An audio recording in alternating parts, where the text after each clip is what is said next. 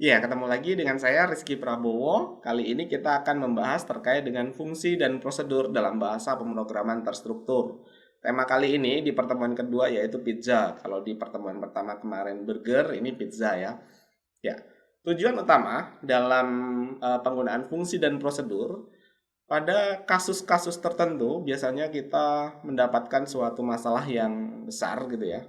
Masalah yang besar untuk selanjutnya bagaimana sih masalah ini bisa diselesaikan? Salah satu solusinya yaitu dengan cara memecahnya menjadi masalah-masalah yang lebih kecil atau menjadi subbagian yang lebih kecil. Untuk selanjutnya ini akan diselesaikan per bagian-bagian tersebut. Jadi lebih kecil lebih mudah seharusnya menyelesaikannya. Kenapa sih dibagi per bagian yang lebih kecil? Salah satunya ya itu dia mudah dikerjakan atau diselesaikan. Nah, selain itu dalam proses perawatan nanti akan lebih mudah untuk melakukan perawatan. Misal kita mengalami error atau mendapatkan error di salah satu prosedur saja, maka prosedur itu saja yang akan kita oprek-oprek. Jadi yang akan kita perbaiki hanya prosedur tertentu saja. Selanjutnya kita bahas terkait dengan fungsi. Apa sih fungsi? Fungsi itu sendiri merupakan bagian program atau subprogram yang bisa digunakan kembali baik di dalam program itu sendiri maupun di program yang lain. Ciri utama dari fungsi yaitu memiliki nilai kembali yang diindikasikan dengan keyword return misalnya. Bisa return hasil, return X, return 0 gitu ya. Kalau di fungsi utama biasanya returnnya return 0. Kemudian setiap program C++ itu wajib memiliki fungsi utama yang diindikasikan dengan fungsi main. Biasanya kalian ketemu ya, misalnya integer main, buka kurung tutup kurung gitu ya. Kemudian buka kurung kurawal baru program utamanya. Nah, bentuk umum dari sebuah fungsi yaitu seperti ini. Misalnya integer nama fungsi buka kurung tutup kurung buka kurung kurawal, kemudian perintah yang akan dieksekusi itu yang apa saja gitu ya. Kemudian return, kemudian tutup kurung kurawal. Ini bentuk umum. Misalnya kita ke fungsi utama gitu ya. Ini berarti integer main. Nah, itu kalau fungsi utama. Kalau fungsi-fungsi yang tambahan yang lain yang Anda definisikan sendiri, tentu akan berbeda. Nanti returnnya return apa gitu. Kalau misalnya returnnya ini di fungsi utama, biasanya returnnya return 0. Ya, integer itu nilai kembali di sini. Nilai kembalinya dalam bentuk apa gitu ya.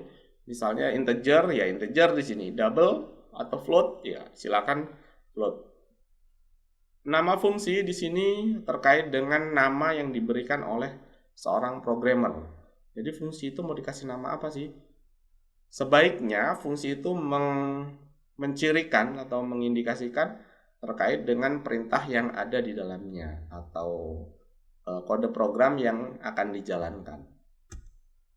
Pemanggilan fungsi seperti ini, misalnya biasanya itu pemanggilnya itu ada di fungsi utama, tapi bisa juga berasal dari fungsi yang lain. Jadi sebuah fungsi manggil fungsi yang lain, itu bisa juga seperti itu.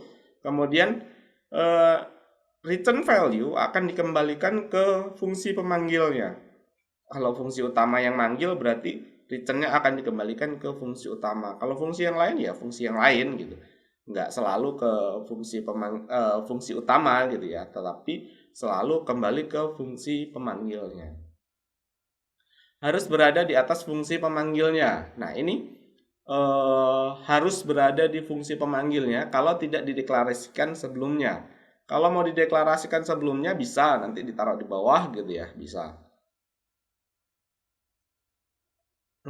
Selanjutnya yaitu terkait dengan prosedur. Ini sebenarnya tidak jauh berbeda dengan sebuah fungsi gitu ya.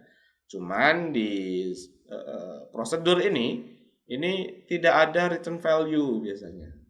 Dia juga termasuk subprogram sih, termasuk potongan atau bagian kecil dari program, tapi tidak mengembalikan nilai value atau nilai kembali, return value gitulah ya. Oke. Hati-hati dalam penulisannya karena ada keyword-keyword tertentu yang harus digunakan. Biasanya kalau di C++ menggunakan void. Ya, void. Selanjutnya kita praktek saja menggunakan div C++ gitu ya. Misal seperti ini. Nah, di sini misal di pertemuan kedua kita akan deklarasikan seperti ini. Besarkan lah ya, biar lebih gampang. Misalnya integer penjumlahan.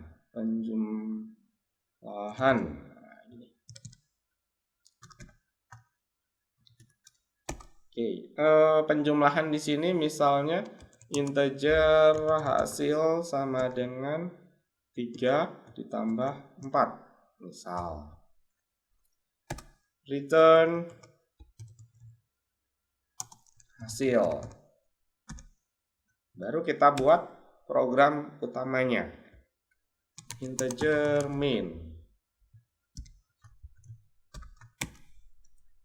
Misal di sini cout penjumlahan.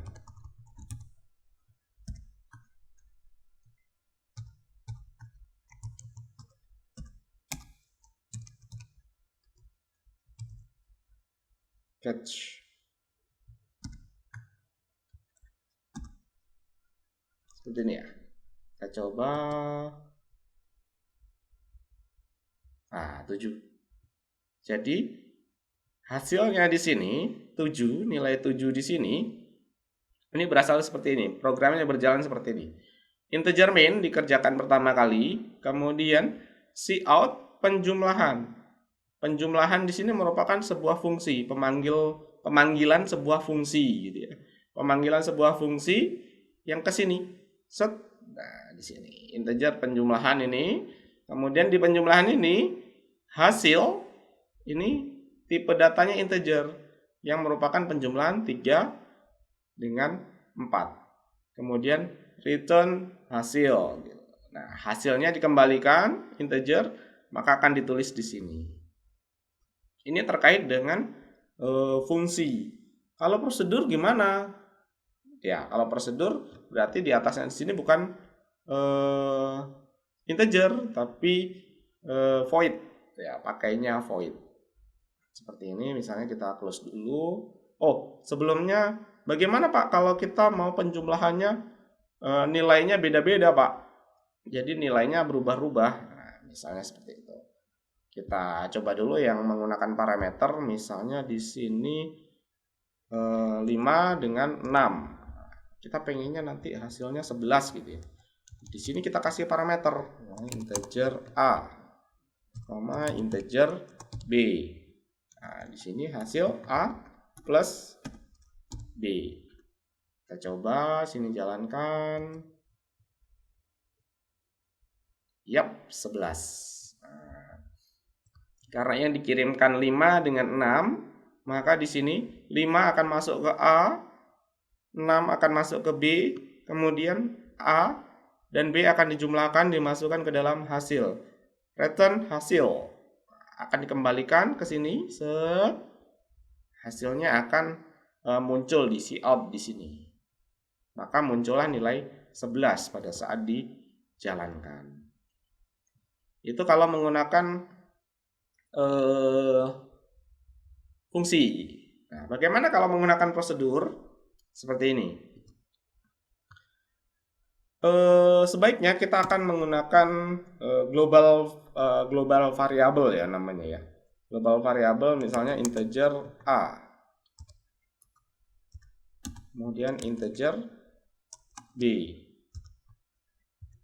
Di sini kita menggunakan void penjumlahan. Nah, di sini tidak ada returnnya tidak ada. Jadi langsung misalnya cout hasil. Integer cout hasil. Nah, kemudian di sini cara manggilnya langsung aja seperti ini. Tidak seperti ini ya, tapi langsung di sini penjumlahan. Nah, misalnya ini.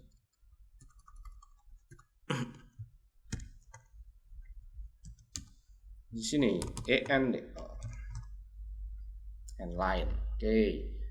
Mari kita coba jalankan. Set. Ya, 11 dia. Ya.